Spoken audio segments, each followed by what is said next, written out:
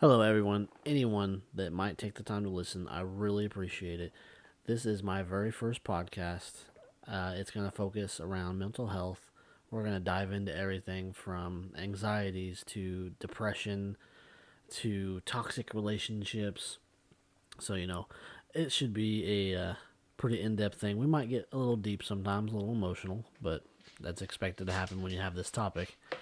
But here we go. This is the first episode called All Effed Up. So yeah, here in the last week, I just got back from my first vacation in probably, I don't know, 3 or 4 years. It was a family vacation. We went down to Florida. We went down to Fort Myers Beach. As you know, great beach down there. I'd never been. I'd never been that far south. But on the way, we stopped in Georgia. We stopped in a town called Covington. Covington is a very popular filming location for a lot of TV shows. A lot of them have filmed, in the last 20 plus years. Lately, the most popular series of television that's filmed down there is the Vampire Diaries universe. They have the original Vampire Diaries show, then they got their two spin offs, one of which is still filming down there. Sadly, I did not catch any filming because I think they're all still in studio at the moment. But we went down there and they have the restaurant from Vampire Diaries. It's a real restaurant now. They bought out some building that used to be a lawyer's office and turned it into the real restaurant. It's from the exterior shots that they used outside. But they turned that into a real restaurant, and they have pretty damn good food, honestly. We did that, and there's gift shops all around town, and there's a museum in one of those gift shops that's right below the restaurant. They got a lot of, screen worn stuff, a lot of props, and all kinds of t shirts and everything else you can imagine. Then there's another gift shop around the corner. Then there's, because it's in this big square, so they got an axe throwing bar, which was pretty cool. You go in there and have some beers and throw axes at shit. And then they have all kinds of different restaurants and different little shops there. They still have some stuff that they kind of left sitting on display on from when they were filming, and just because they still film down there for the other show, which still has a lot to do with the original show. But we went down there and did all that. Then we went down to Florida, spent a few days on the beach, which was very much needed. Take a break from adult life. We left there, and then on the way back, we stopped in Sonoya, Georgia, which, if you don't know, that's where they film Walking Dead, and Walking Dead right now is in its last season. Didn't see any filming, unfortunately, but I've got to see. You had the filming trucks out and about, all the film crews and everything, and you get to see the actual walls of Alexandria, the famous community from that show. You get to see, them running around setting stuff up. You're seeing people go in and out. So, they were filming at the time. They had police and everything everywhere, kind of keep people clear of everything. We did all that, and unfortunately, we're back home. We're in the Midwest. It sucks. It's cold. It's unpleasant. It's depressing. Then, yeah, we did that, came back, and I am not ready to be back. I wish I could go back down to Florida. But to get into our subjects, growing up, I dealt with a lot of anxiety and little bouts of depression from different things. That did not have the best childhood. Have a little trauma there from certain things that happened with the family. But maybe we'll get into that sometime. But going and seeing all these places where they did all this filming, and especially when it shows you like, and I'd been out to California too, where I did a tour of the WB studios where they'd filmed all kinds of stuff. You got to see the Big Bang Theory set. You got to see where the Friends stage is. It's the official Friends stage where everything was set up, but it's now something else. But they still have the Central Perk set up so you can go take pictures and do all that stuff. But we did that, and you know, going back to when I was younger, and I mean, it's still happening. I still have anxiety and depression on occasion, depending what's going on.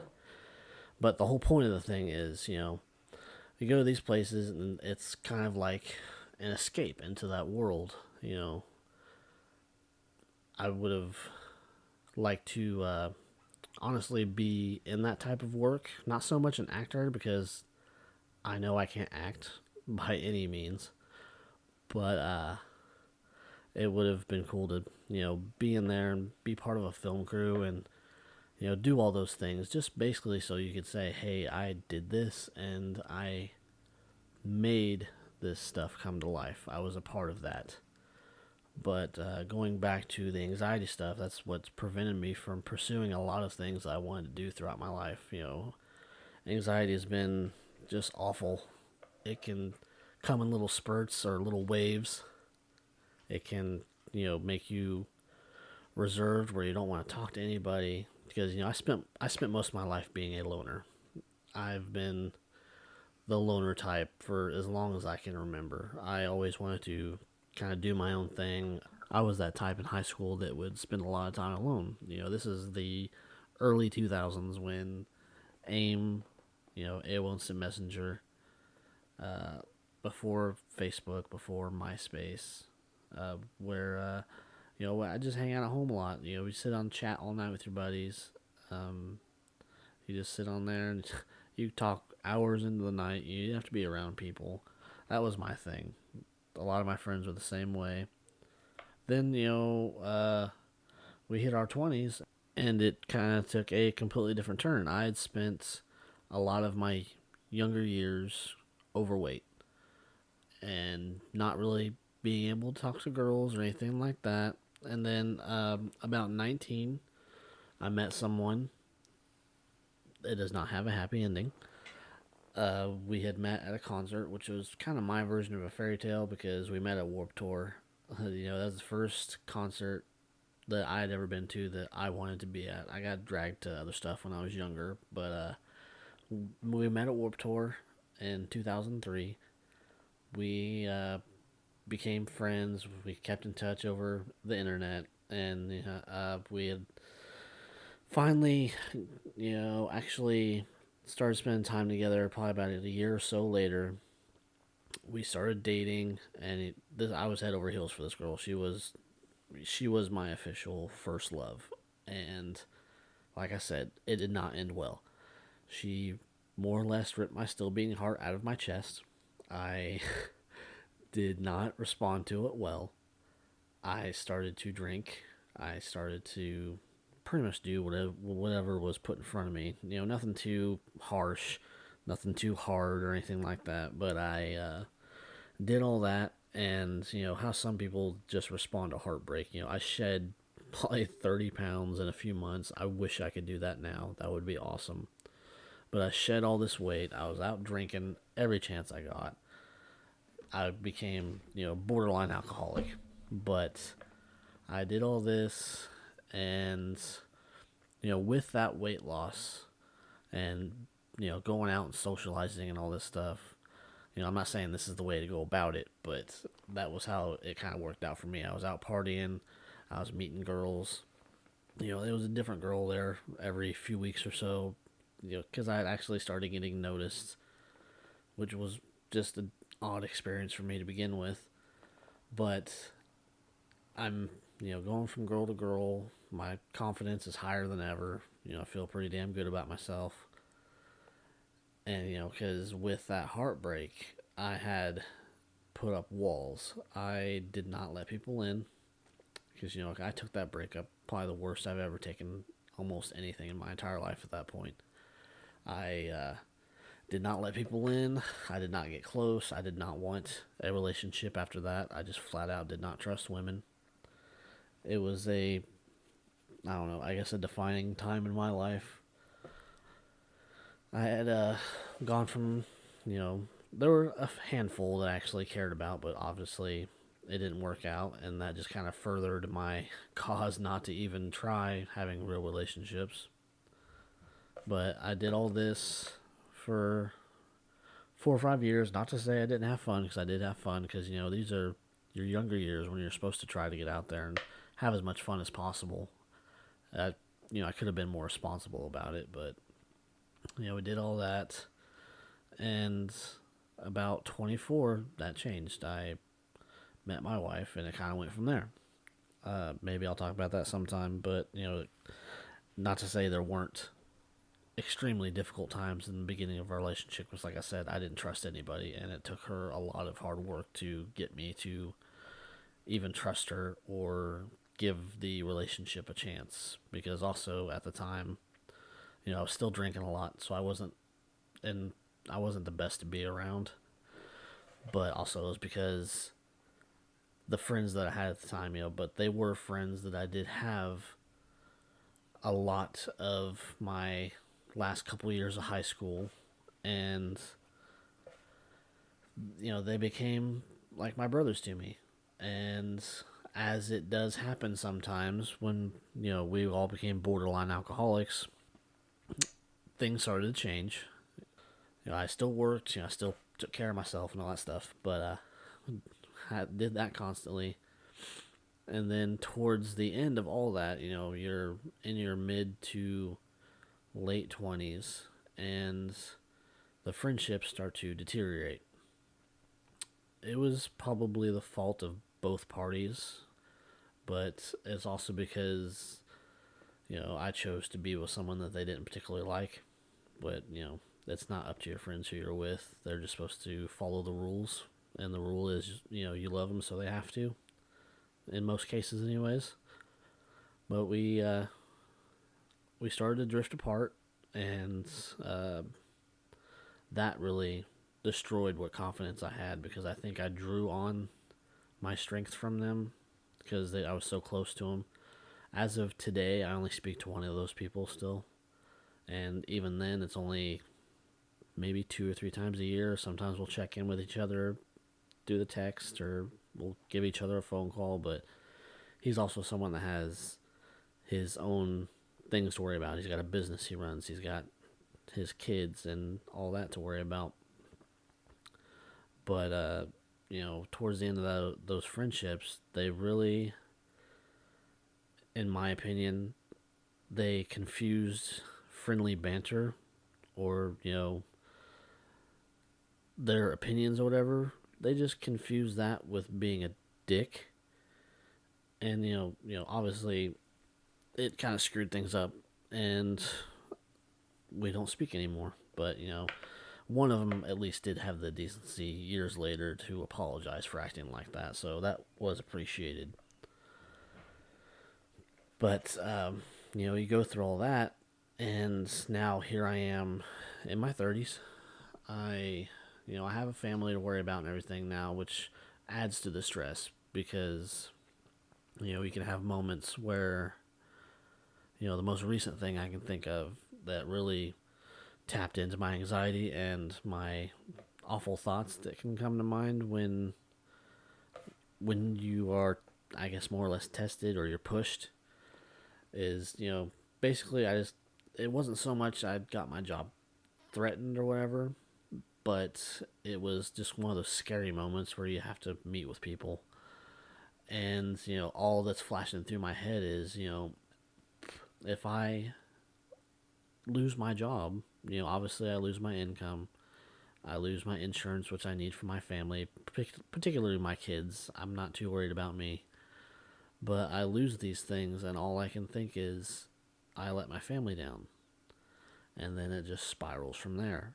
I get into the worst possible thoughts you can have, just because my stupid brain is programmed that way because of some chemical imbalance or just general low opinion of myself. My brain starts to go to those dark places of maybe my family would be better off without me, which is bullshit. I absolutely know it's bullshit. My kids would not be better off without me, but just because of the way my brain is, that's where it goes. It's gone there many times in my life. I think that's why I drank as much as I did in my 20s, because I think on some level I was trying to drink myself to death, which, a lot of people can probably say the same thing, or they can just say, hey, it was my 20s, I was just having fun, which was true too. But, I did all those things, and I had those thoughts, and, I still have those thoughts depending on what the situation is, or, like I said, I have a general low opinion of myself, and I always have, and I don't know if that's ever going to change unless I, do what I keep telling myself I'm going to do, which is maybe go talk to somebody or get on some medications, because, they say that doing just those two things can make a world of difference because of, pent up frustration, or just, the taking these pills, if that's what you choose to do, can fix that imbalance in your brain. And then I know it takes time, but then you suddenly, not suddenly, but over time, you don't feel these things. You don't feel as anxious. You don't more or less hate yourself as much. Uh, I know it's nothing really to laugh about, but you, I know that they can have these effects on you, which, is awesome. It's something I should definitely look into, because my anxieties have more or less crippled me my entire life. They've really prevented me from doing things that I've wanted to do. As a kid, I wanted to learn how to play guitar because I love music. It's like the ultimate stress reliever for me. Driving around in the summertime with your windows down, your favorite music blasting, and just that's like the ultimate stress reliever. That, and just actually going to the concert. I love going to concerts. It's those it's one of those things that I've been doing since I was a kid. There's something just about being, because I go to a lot of general admission. I won't go to seated concerts, but being up front, sometimes, front row center, 2 feet away from these people that you idolize, screaming your favorite songs, it just releases everything. It just blocks out all the negativity. It makes you forget about the shit, especially when you're an adult and you have so much shit to deal with. It makes you forget about all that. And I just think, if I didn't have these fucking anxieties, if they weren't so severe, I could have possibly done something like that, because I have always enjoyed, singing. I won't sing in front of everybody. Only a few people get that privilege. But I, when I was younger, I would try to write songs anyways, and I had some friends that were actually pretty good at it, and we'd hang out and sing songs or whatever. Or, when you were drinking, you had some buddies that would bust out the guitar and you'd sing along and have a good old time. But it was these anxieties, like I said, they prevented me from pursuing any real dreams. Even now, doing this podcast, it's those anxieties are almost preventing me from doing that, because they're telling me that, don't bother. It's not worth it. You're not going to do anything with it. It's not going to amount to anything, which, it might be the case where, maybe 20 people hear this and that's the end of it. But, there's still that chance. It could go somewhere, which would be awesome. I would love to be in one of those situations where I could do something like this as my full-time job, but I know there's only so many people that get that lucky. But I've reached a point in my life where I have to take chances. I can't, continue to live my life backing down, because I'm not getting any younger. I have these jobs where they don't fulfill me, and that's, as I've gotten older, that's really become a hard way to live, where you go to work and you do the same thing every single day, and you come home, sleep, repeat. It's just not, in my eyes, a way that I want to live. So I've turned to this, and, I'm trying to push back those voices in my head that say it's not worth it, it's not worth your time, because you're no good at this or anything else for that matter. And so it's just a matter of continuing to fight those urges and those voices in my head that say you can't do shit with your life because you're not special, which, if you listen to those voices, of course you're not going to accomplish anything. But you can't live your life like that. And it's something I keep telling myself every single day, because there's certain dreams, I guess, or just certain goals that I want to accomplish. Yeah, I make a good living now after just, getting my junior college degree, which was no big deal. But going from working in these shit factories to having a decent paying job, you could be one of those people that just stops. And I guess I can't do that, because I will always wonder what if, what could have been.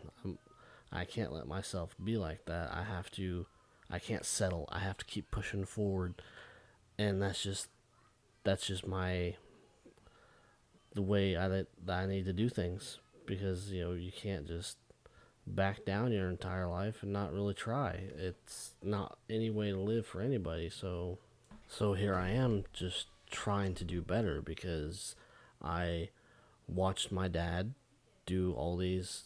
He worked at the same place for 30 years, some crap factory that I could not imagine myself doing, because I watched him do all these random shifts, coming in at all hours of the night and day.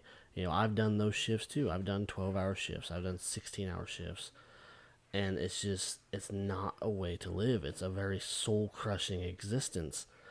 And I couldn't do it to myself anymore. So even though right now I'm not, fulfilled by my job, or just any kind of, 9 to 5 job that can be offered out there. Sure, it's a way to make a living and take care of your family, but I don't see it as living. And that's my biggest fear as I've gotten older, is that I don't live.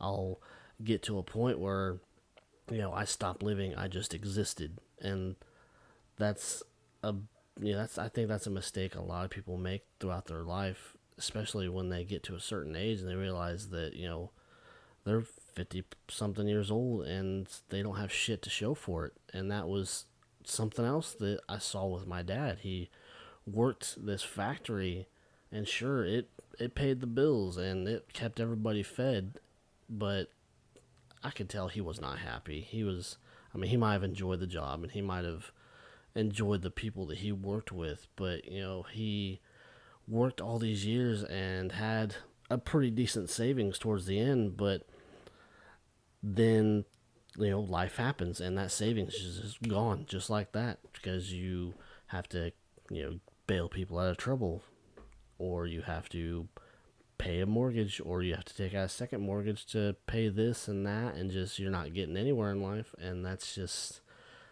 is a shit way to live, in my opinion. And I cannot do that to myself. I cannot do that to my kids, where you're just going through the motions day in and day out, with the occasional vacation, which just is not acceptable for me. I cannot do that. I cannot be doing that shit day in and day out, never being actually happy. Yeah, you're happy with your family. That's about the only thing that makes you happy. The rest of life is just kind of dull, and you just kind of drag through the day. You get up out of bed, you fucking, do what you have to make it.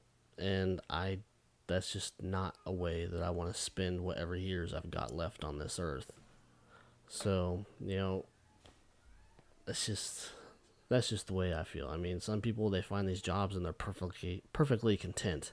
If you're perfectly content doing that kind of shit, then all power to you. You are certainly, one of few people that can do those things. If you're, you're okay taking the safe route. But I've just always felt that I'm meant for more. Maybe that's kind of arrogant of me to think, but it's just how I feel. I can't let life pass me by. And I feel like it has kind of lately, being stuck in this loop of just doing the same shit day in and day out. And I just can't do it to myself anymore. So here I am taking a chance with this podcast. Maybe people hear it, maybe they don't. But it's just something I gotta try. If it works out, awesome. If not, well, I can say I tried.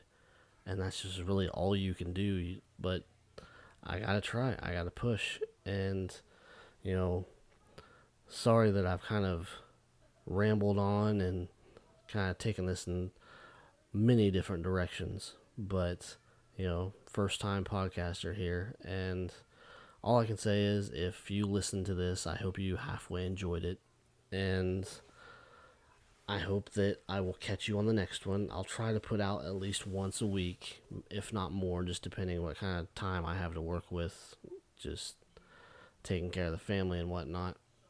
But again, if you listened, I hope you enjoyed it. I hope you come back for more. Until then, this has been All Effed Up with Will, and I'll catch you next time.